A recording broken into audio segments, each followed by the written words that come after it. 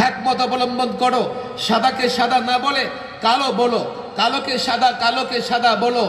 এইভাবে জাতির সামনে যদি আমাদের মুখোশ উন্মোচন হয়ে যায়, ডিম বিরিয়ানি খেয়ে যদি ইমামরা ঈমান বিক্রি করে দিয়ে আসে, কাল এই জনগণ আলেমদের সঙ্গে থাকবে না, জনগণও ক্ষতিগ্রস্ত হবে, আলেমও ক্ষতিগ্রস্ত হবে, সর্বশেষ ইসলাম ক্ষতিগ্রস্ত হবে। আফসোসের বিষয় এই জায়গায় আমি নিজেও দায়ী। আমাদের আকাবের আসলাফরা যেভাবে ত্যাগ এবং কুরবানি দিয়ে ইসলামের জান্ডাকে উঁচু করে রেখেছেন, আমরা কিন্তু পারছি না,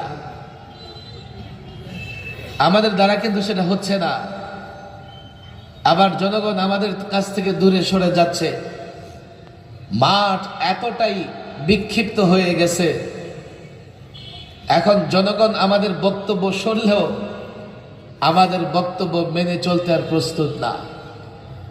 বলবে কে বলেছে হুজুর, এই যে মাহফিলে আসলাম, আপনারা নামাজ পড়েন, পিছনে নামাজ পড়ি, এটা সেটা করি।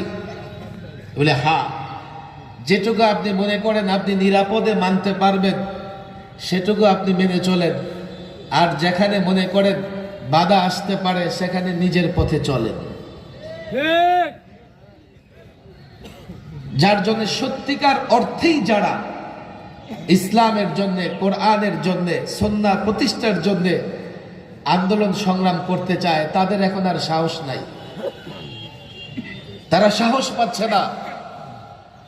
পীর সাহেব মধুপুর হুজুর সামনে আছেন, আমি আবারও বলি, আপনারা ভুল বুঝবেন না, আন্দোলন সংগ্রাম মানেই এমন নয় যে ভাঙচুর করো, বাড়ি দখল করো। আন্দোলন এবং সংগ্রাম এটা একটা প্যাকেজ। আমাদের আলেম ওলামাদের